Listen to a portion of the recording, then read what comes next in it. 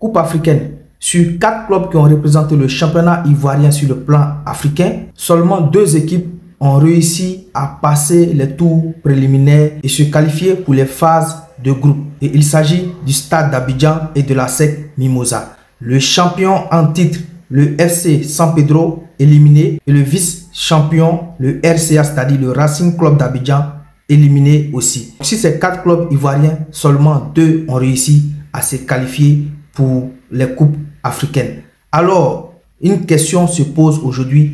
Est-ce que ce football ivoirien est vraiment compétitif sur le plan africain? Les amis, regardez cette vidéo attentivement jusqu'à la fin. On la like, on la partage et on donne notre point de vue en commentaire. Donc, Coupe africaine, la qualification de l'ASEC et du stade montre-t-elle la vitalité du football local? Balou, on vous écoute. Oui, moi je dirais oui, parce que la question qu'on peut se poser, qu'on doit se poser, c'est qu'est-ce qui traduit la vitalité d'un championnat? Pour moi, ce qui traduit la vitalité d'un championnat, c'est d'abord la concurrence. Pourquoi est-ce que j'emploie le mot concurrence? Parce que depuis très longtemps, l'ASEC Mimosa a été présentée comme la seule force crédible du football ivoirien au niveau de la Ligue des Champions, comme au niveau du championnat local. Mais depuis quelques années, qu'est-ce qu'on constate?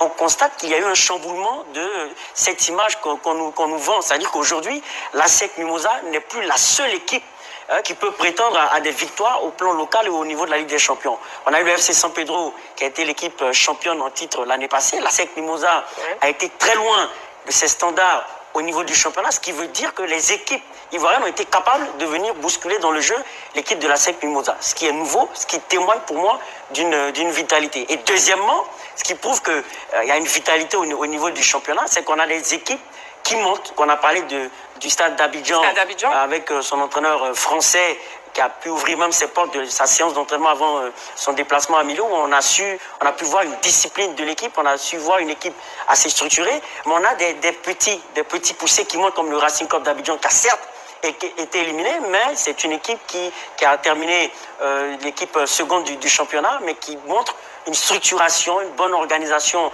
dans son effectif. Et aujourd'hui, tout ceci, ce resserrement du niveau du championnat local, se ressent au niveau de la Ligue des Champions avec le Stade d'Abidjan qui accompagne aujourd'hui la SEC Mimosa. On l'a dit dans l'élément, ça fait 7 ans depuis 2018 que ça n'était plus arrivé. Donc pour moi, oui, ça montre la vitalité du championnat puisque les cas se resserrent de plus en plus. Coupe africaine, la qualification de la SEC et du stade montre-t-elle la vitalité du football local, le 27 21 59 93 99? Vous pouvez faire comme M. Diomandé Mamadou et nous appeler, ou bien vous pouvez nous écrire sur la page Facebook de la 3. José Diati, je vous écoute sur la question. Oui, moi, je ne parlerai pas d'abord de vitalité du football local. Tout simplement parce que je vais me référer à une donnée statistique et puis technique, qui est le ranking de la CAF. Vous voyez que le ranking, c'est le classement que fait la CAF en fonction des pays et des clubs des pays pour leur attribuer des places en Coupe africaine. Et nous devons les 4 places que nous avons eues cette année au classement de la SEC, qui a terminé demi-finaliste. Donc, pour moi, je ne peux pas parler encore de vitalité parce que au ranking, nous sommes à la 11e place. Grâce à la performance de la SEC, nous avons dévancé même le Ghana. Nous avons dévancé le Ghana. Dans le top 12. Voilà, sur le top 12. Voilà. Les 12 premières équipes ont la possibilité d'avoir 2 équipes en Ligue des Champions et en Coupe CAF. Donc, c'est maintenant que nous entrons dans ce jeu. Donc, pour moi, je ne parlerai pas encore de vitalité. Je parlerai de vitalité quand la Côte d'Ivoire aura tous ses 2 représentants qualifiés dans les compétitions Ligue des Champions et Coupe CAF, comme par exemple aujourd'hui l'Afrique du Sud, l'Égypte, le Maroc, la RDC, qui sont largement devant nous au classement ranking. Donc pour l'instant, je ne parlerai pas de vitalité. Je parlerai de vitalité quand on aura atteint peut-être le top 6 ou bien le top 5 de ce championnat ranking de la CAF. D'accord, mais pas satisfait d'être dans le top 12, d'être à la 11e place.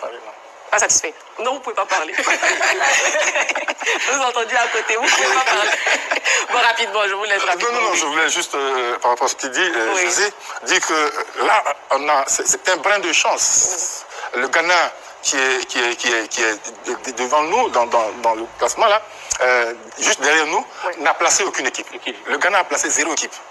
En plus, la Libye, qui est 10e, donc devant nous largement, n'a placé également aucune équipe. Voilà, c'est le Nigeria qui place une équipe. Donc il faut consolider cet acquis-là.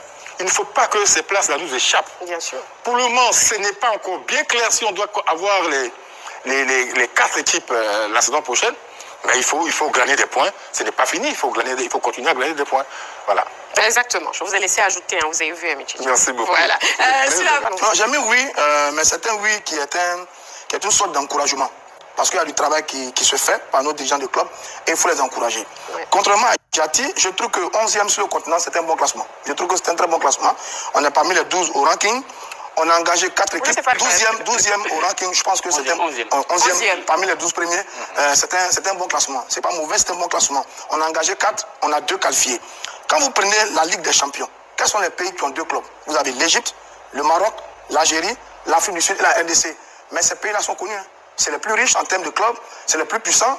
Donc naturellement, quand ils placent 2 clubs devant nous dans une telle compétition, ce n'est pas une défaite. L'Égypte, on n'y peut absolument rien. Derrière, Tanzanie, Angola, Mali, Tunisie, Soudan, Côte d'Ivoire, on a un club. C'est une très bonne chose. Sur la Coupe CAF, tout le monde a placé un club et c'est intéressant. Donc nous sommes parmi les grands, nous sommes parmi les meilleurs.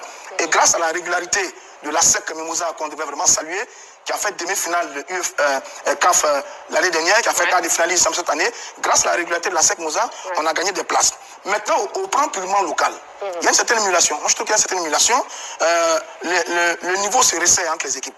Il y a des anciennes équipes glorieuses qui sont en train de faire leur retour, notamment le Stade d'Abidjan, dont parlait Kikemé, qui est une équipe avec laquelle il va falloir compter cette année. Je ne sais pas comment le Stade va gérer et la Coupe d'Afrique et les compétitions locales, mais le Stade est une très belle équipe. Il y a le Stella derrière qui également fait des efforts.